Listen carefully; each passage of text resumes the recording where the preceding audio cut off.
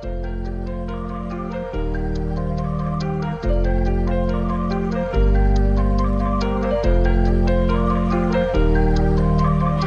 home, dude. You're back on 671, so about to hit the pool.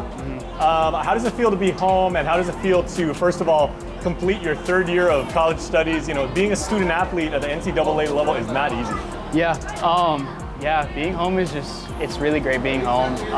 It's always like a nice chance for me to relax after like the stress of the school year and then like the academic year as well as the swim season. So like being home is definitely a nice recharge and reset for me when I'm back here. But you're still in training mode. I mean, you may not be like actively competing maybe within the next week and everything like that, but training continues. Yeah, just training for now. We got to meet in Hawaii coming up in like a month or two.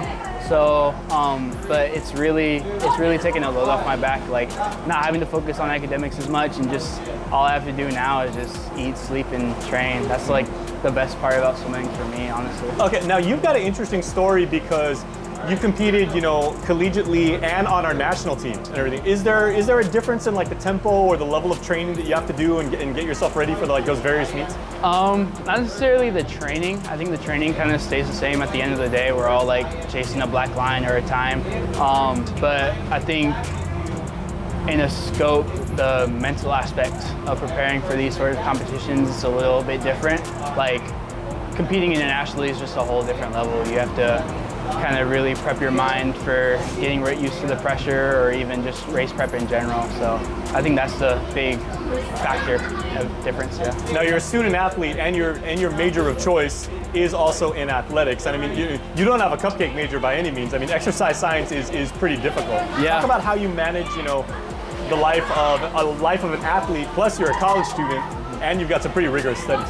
It's just all about keeping things in balance. I think the biggest factor for me over this past year was just keeping my time in the pool. And once I'm out of the pool, that's kind of like just switch my brain off and go to academic mode or running any of the clubs that I'm a part of or etc. Like just kind of being able to micromanage those factors in my life has been definitely kind of like a game changer for me, just mentally, makes everything a lot easier.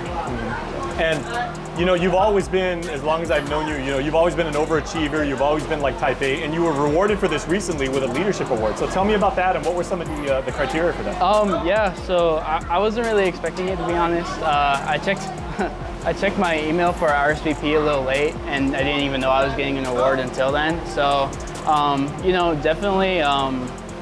definitely surprising for sure. I think it's rewarding and also like humbling that a group of my peers chose me for that award or scholarship. And it really is just like, has kind of been an affirmation for how far like my journey as like a person and an athlete has gone. You know, this club has kind of set the precedent for me to start my leadership roles. I learned a lot from being a part of this club, and it's kind of like set my future forward throughout my years in college and representing Guam and all my extracurricular activities, so yeah. Well, it's a recognition of your character and everything like that, so congratulations, man. We're super proud of you. Appreciate you, thank you. Okay, I interviewed your teammate on the national team, Amaya Bollinger, last week, and she actually told me that, yeah, it's a bummer that we didn't qualify as a country for the Paris Summer Games and everything, but she said as far as Guam's national swimming team, you guys are definitely training for LA in 2028. So tell me like what the conversation that you guys are having and the mindset you guys have. Yeah, I think this past PAC Games has really kind of impacted that. Having it been my first international competition representing Guam, it kind of lit a fire under my butt.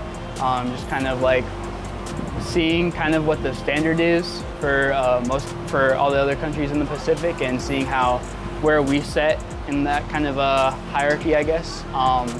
And I don't know, it just kind of has motivated me for the rest of however my athletic career has gone. So I don't know, I'm gonna take it in stride, take it year by year, see how it goes, and if it happens, it happens, and I'm totally blessed for that opportunity. 4 years is gonna go by pretty fast, as I'm sure you know in college. Yeah. Okay, final question.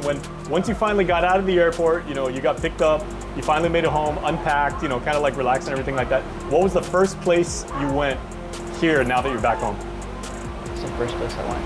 I went to Micronesia Mall. First Nice. day I got back, the first morning, just kind of chilled out. Went to the theater at GPO as well. I'm a big movie guy. I like going to movies a lot. What'd you watch? So let's see. I saw Abigail. Was it? Yeah, it was like a vampire Yeah, I'm a big scary movie guy, but yeah. don't spoil it for me because I haven't seen it yet. No, it was good. It was campy, but it was good. But yeah, that was the first thing. Just kind of relaxing. Slept in, ate some food. So yeah. All right. Well, hey, man, have a good summer, and we're super proud of you and everything like that. And okay, final question, right? Bonus. You're kind of one of the elder statesmen on our national team now. You know, everybody kind of says Jimi Hendrix is kind of like, because he's the oldest, he's also the leader, but he's got leadership qualities himself.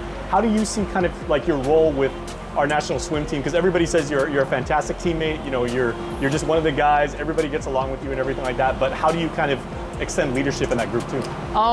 Just experience. You know, we have like a lot of younger kids that are coming up and are in a different journey within their swimming right now. So just kind of using my experience from the past to kind of sort of mentor them, take them to the side, give them a little talk, give them some advice. I think that's because that's kind of been the role that I've been given in my journey, and I've been learning from guys who were kind of like that when they were older than me, and I was that young kid that they kind of pulled aside and gave tips to.